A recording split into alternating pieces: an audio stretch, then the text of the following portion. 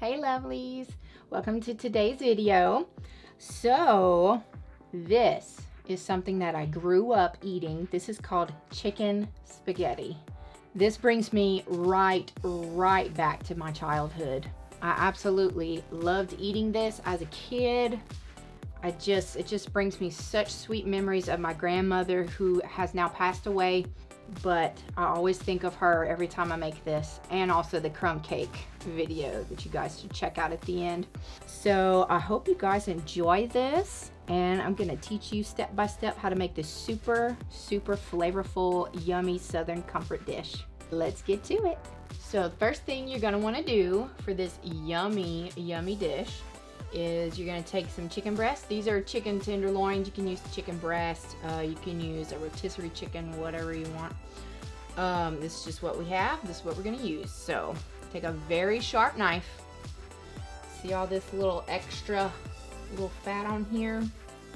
We're gonna need to take that extra little fat off. So, all right. So after that, you're gonna do that with all of your chicken. You can set your done pieces aside. You're gonna cube it up. And a lot of times I'll use gloves when handling chicken. I just am out right now. So there you go. Just gotta get on right on in there. Hands are all nice and clean. So now we're gonna kind of throw a little bit of seasoning on this chicken here. So I have some fine sea salt here by Morton. So you're just gonna kind of just sprinkle just a little bit on top. Don't have to be a whole lot. Got some black pepper by McCormick. All right, sprinkle that on there. Oh yeah, real nice. Okay, we've got some garlic powder.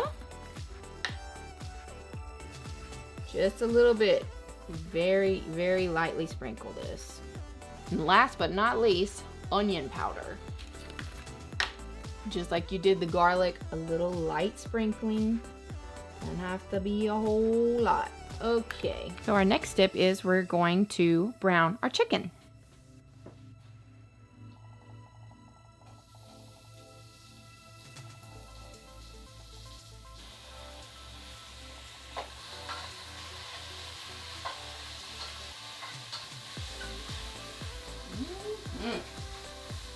Now chicken when it's cooked, now that is some good stuff right there. And you want to make sure that your chicken is all the way cooked through before you add in anything else. So make sure that you check everything. All right, so the next step we have is we're going to chop up our onion. You will need 1 large onion to go in this dish. So we're gonna chop this up. All right. Y'all, I put onion in just about everything. Sorry for all you non-onion lovers out there. You don't know what you're missing. Apparently onions are super good for you though. Now this is a white onion. You can use yellow, you can use red, whatever you have is fine. It might change the flavor of it just a little bit, especially if you use a red onion. Red is actually my go-to for like everything, but this calls for this. So we're going to use this one.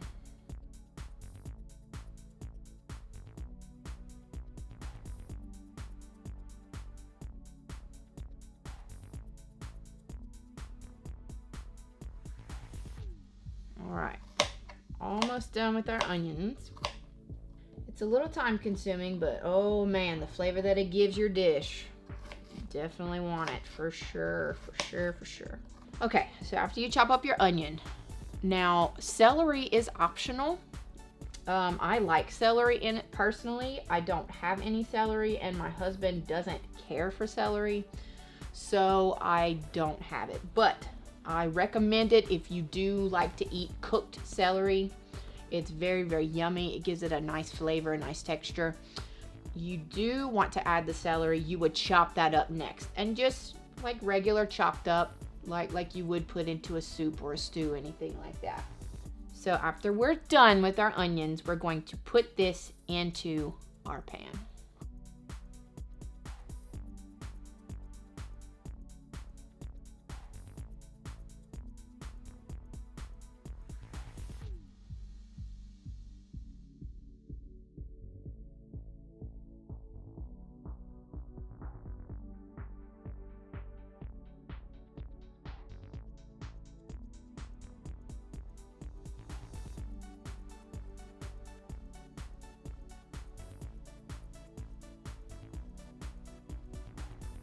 Okay, folks, so it's been sitting for a minute. Oh yeah, look how brown these got. Y'all, exactly what we want. All right, stir these up. Onions have kind of stuck to the bottom a little bit. That's good, it's gonna add to the flavor. So after this is finished sauteing and everything, you're going to add maybe like 1/4 of a cup of water into it. Basically just enough to cover the bottom. We're gonna cover that right back up. Okay, we're just gonna let this sit and simmer a minute while we boil our noodles. Okay, so I just have some linguine here. You can use whatever kind of noodle you have. Any kind of noodle like that will work. All right, depending on how many people you're cooking for. Now they come whole like this. So I'm going to break it in half. Break this bunch in half. Okay, so you're gonna drop that in. All right, we're gonna boil this good stuff up. I actually like to put some salt in here. So salt does help add some extra flavor into your noodles. And if you don't like your noodles to stick together, a little trick is you can add a little bit of oil in it. Just gonna pinch that oil in there. Just use some classic olive oil here. Kind of work around. Good deal. All right, so our chicken has been sitting. Our noodles are boiling on the other side. Oh boy, when you smell those cooked onions and that cooked chicken, so yummy. Okay.